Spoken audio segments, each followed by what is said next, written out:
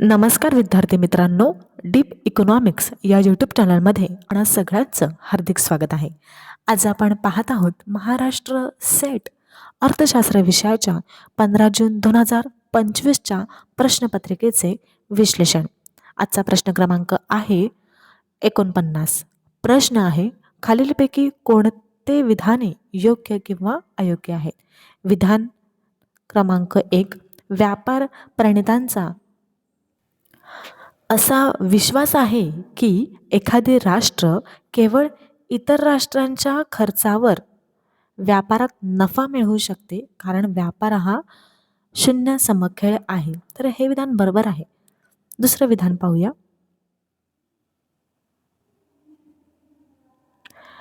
व्यापारवाद जरी कमी होत असला तरी 21व्या शतकात जिवंत आणि चांगले आहे.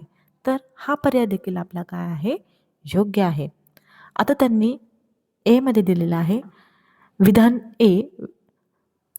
पर्याय विधान 1 योग्य आणि विधान 2 अयोग्य आहे. पर्याय बी, विधान 1 अयोग्य आणि विधान 2 योग्य आहे. पर्याय सी, विधान 1 आणि 2 दोन्ही योग्य आहेत. आणि पर्याय डी, विधान 1 आणि विधान 2 दोन्हीही अयोग्य आहेत. तर आपल्याला माहीत आहे की पर्याय सी, विधान 1 आणि विधान 2 दोन्हीही काय आहेत? योग्य आहे. आपल्या प्रश्नाचं उत्तर आहे सी. आता आपण विश्लेषण अभ्यासू.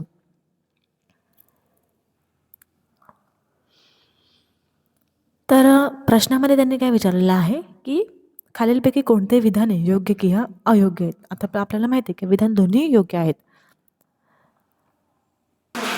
हा प्रश्न व्यापारवाद या आर्थिक विचारसरणीवर काय आहे? आधारित आहे. विद्यार्थ्यांनी दोन विधानांचे स्वतंत्रपणे मूल्यमापन करायचे आहे आणि नंतर दोन्ही विधाने योग्य आहेत की अयोग्य आहे हे आपल्याला या प्रश्नावरून ठरवायचे आहे.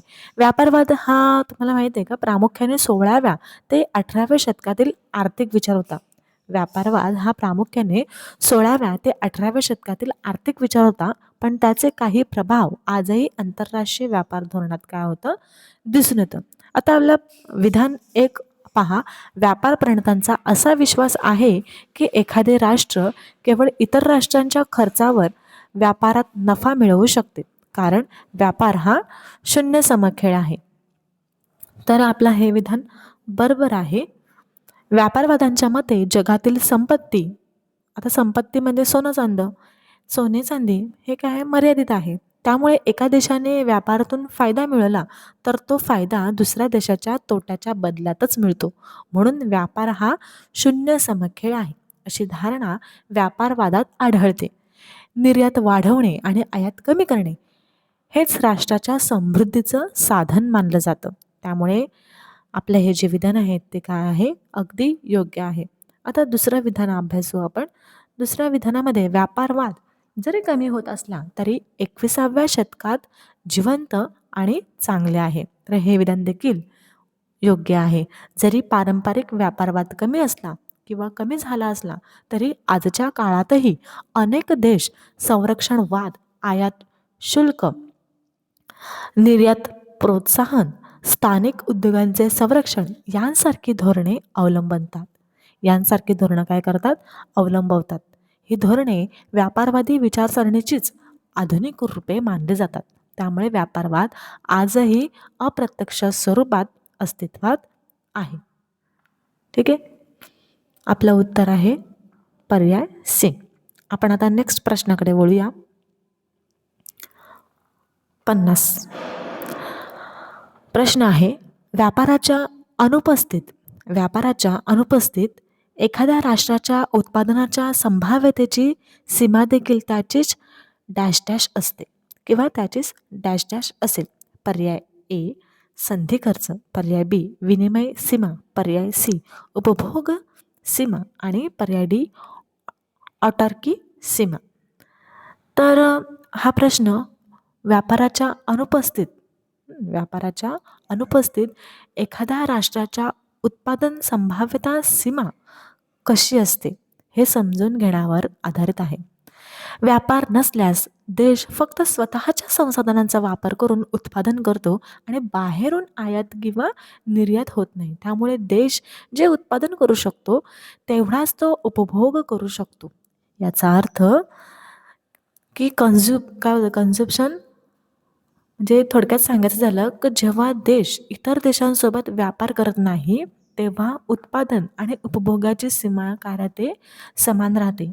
जेव्हा देश इतर देशांसोबत व्यापार करत नाही तेव्हा उत्पादन आणि उपभोगाची सीमा समान राहते. कारण कोणतेही अतिरिक्त उत्पादन किंवा संसाधन इतर देशांकडून मिळत नाही. यामुळे अशा परिस्थितीत देशाच्या उत्पादनाचे सर्व पर्याय थेट त्याच्या उपभोगावर प्रतिबिंबित होतात. आता पर्याय पहा. पहिला आहे संधी खर्च. तर हा पर्याय काय आहे? चुकीचा आहे. संधी खर्च म्हणजे एखादी वस्तू निर्माण करताना दुसऱ्या वस्तूचा त्याग करावा लागतो. आलं लक्षामध्ये? संधी खर्च म्हणजे एखादी वस्तू निर्माण करताना दुसऱ्या वस्तूचा त्याग करावा लागतो. तर त्यामुळे हे हा इथे लागू नाही. त्यामुळे हा पर्याय काय आपला चुकीचा आहे. दुसरा आहे विनिमय सीमा.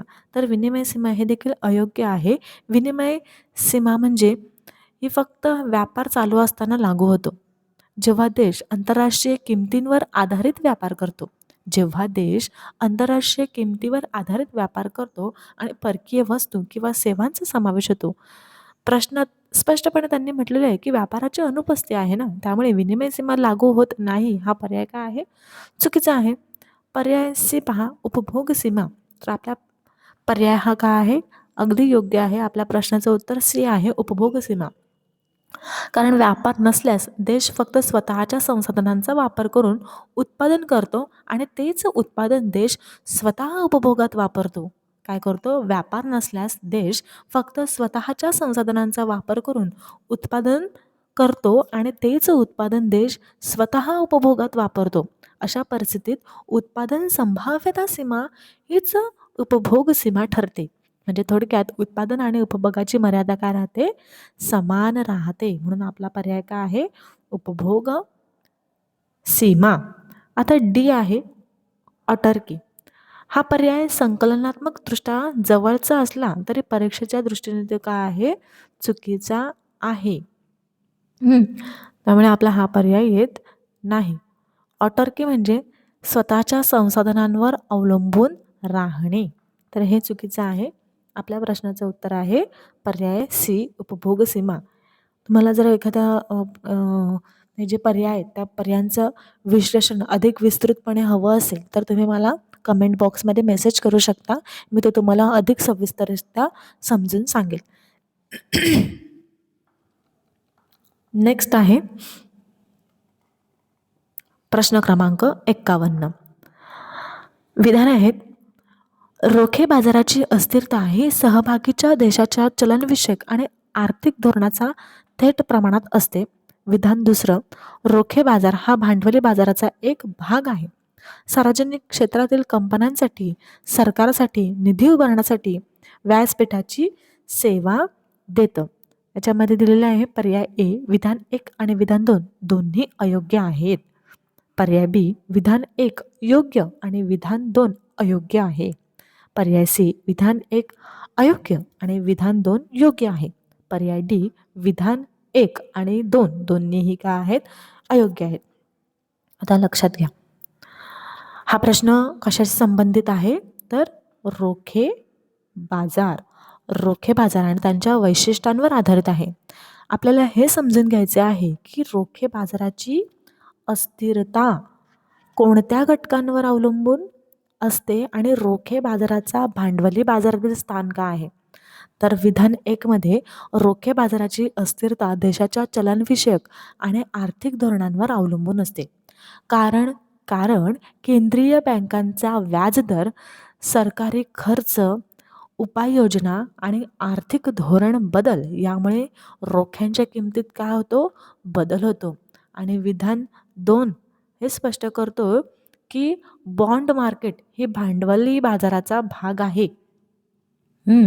बॉन्ड मार्केट ही भांडवली बाजाराचा भाग आहे जिथे सार्वजनिक क्षेत्र सरकार आणि कंपन्या निधी उभारण्यासाठी रोख जारी करतात.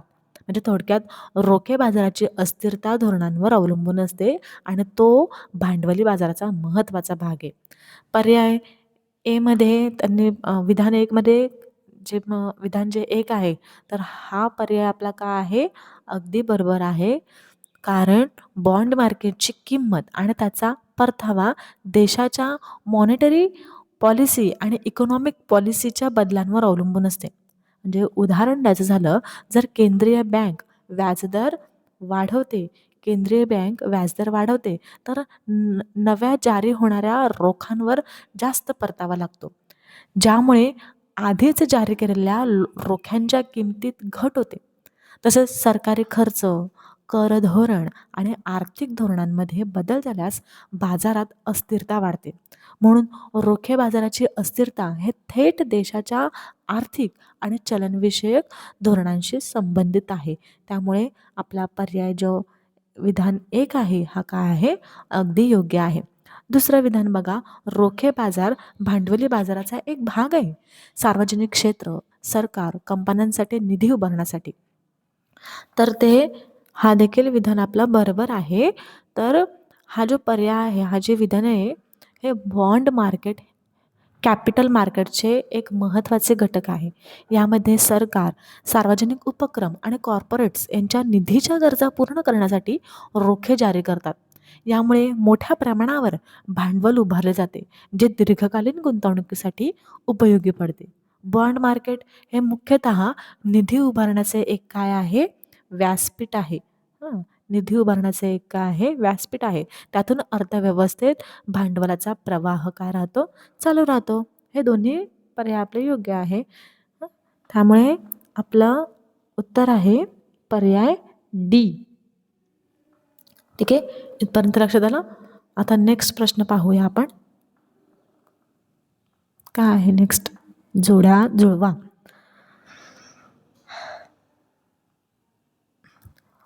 ए आहे विलियन दृष्टिकोन, बी बँकिंग क्षेत्रातील आर्थिक मालमत्ता आणि दायित्व, सी आहे चलनवाढीची प्रवृत्ती आणि डी आहे चलनवाढ. आता हे जे आहेत रोमन अंकामध्ये सापेक्ष PPP, भांडवली खाते, अलेक्झांडर 1952, मॅग्निफिको 1971 याच्याशी आपल्याला काय करायचं आहे? जोड्या लावायच्या आहेत. तर लक्षात घ्या. आता विलियन दृष्टिकोन पहिलं बघूया आपण. विलियन दृष्टिकोन हे राष्ट्रीय उत्पन्न, आयात निर्यात आणि देशातील खर्च यावर लक्ष केंद्रित करतं.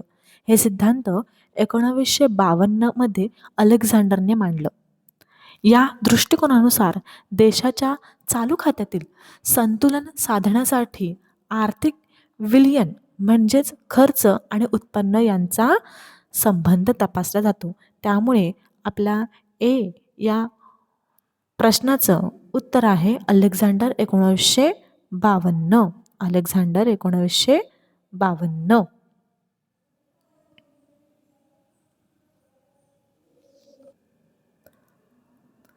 आता दुसरं बघा. दुसरं आहे बँकिंग क्षेत्रातील आर्थिक मालमत्ता आणि दायित्व. बँकिंग क्षेत्रातील आर्थिक मालमत्ता आणि दायित्व. तर देशाच्या भांडवली हालचालीशी संबंधित असतात. काय? बँकिंग क्षेत्रातील आर्थिक मालमत्ता आणि दायित्व हे देशाच्या भांडवली हालचालीशी काय असतात? संबंधित असतात. अशा व्यवहारांचा समावेश भांडवली खात्यात केला जातो, कारण ते परकीय भांडवलाच्या ये-जा दर्शवतात. त्यामुळे आपलं बी या पर्यायाचं उत्तर आहे भांडवली खाते. त्यालाच आपण कॅपिटल अकाउंट असे म्हणतो. नेक्स्ट आहे आपला सी चलनवाढीची प्रवृत्ती. चलनवाढीची प्रवृत्ती म्हणजे अर्थव्यवस्थेत किमती वाढवण्याची संभाव्यता म्हणू शकतो आपण. तर मॅग्निफिको 1971 या संकल्पनेवर संशोधन केले आणि त्या काळातील आर्थिक परिस्थितीत चलनवाढीची कारणे व तिचा परिणाम काय केला? स्पष्ट केला. त्यामुळे आपला पर्याय सी चलनवाढीची प्रवृत्ती, त्याचं उत्तर आहे 4 मॅग्निफिको 1971. नेक्स्ट पाहूया आपण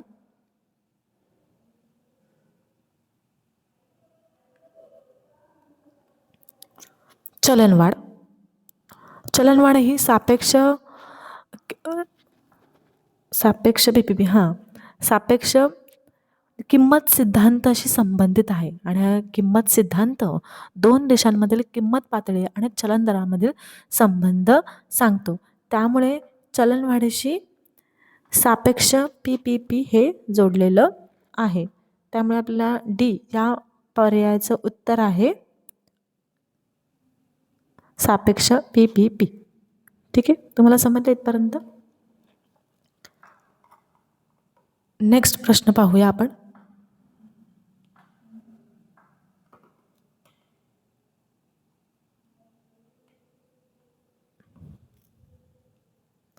त्रेपन्नवा.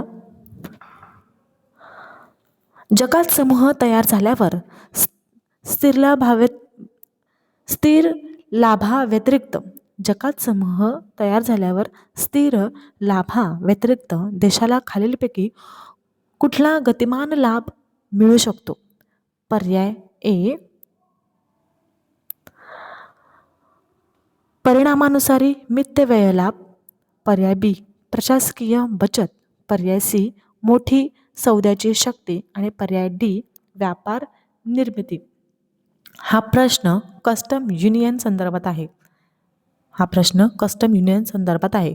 येथे आपण समजून घ्यायचे आहे की स्थिर लाभ शिवाय देशांना गतिमान लाभ कोणते मिळतात. आता स्थिर लाभ म्हणजे अल्पकालीन लाभ जे तात्काळ दिसतात, जसे की व्यापार निर्मिती आणि व्यापार वळवणूक. आणि गतिमान लाभ म्हणजे दीर्घकाळ टिकणारे फायदे, जसे उत्पादन कार्यक्षमता वाढणे, एककावरील खर्च कमी होणे, बाजाराचा विस्तार आणि दीर्घकाळ टिकणारा विकास. म्हणजे थोडक्यात अल्पकालीन लाभ आणि दीर्घकालीन उत्पादन कार्यक्षमता सुधारणा करणारे लाभ.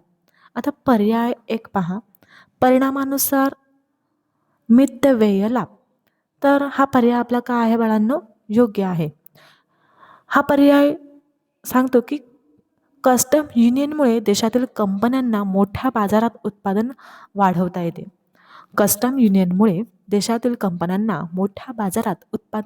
येते. जास्त उत्पादनामुळे प्रति युनिट खर्च कमी होतो, ज्यामुळे दीर्घकाळ टिकणारा लाभ मिळतो. हे गतिमान लाभाचे प्रमुख उदाहरण आहे. त्यामुळे आपल्या प्रश्नाचं उत्तर आहे पर्याय ए परिणामानुसारी मित्यव्ययी लाभ. आता दुसरं बघा, प्रशासकीय बचत. तर हे काय आहे? अयोग्य आहे.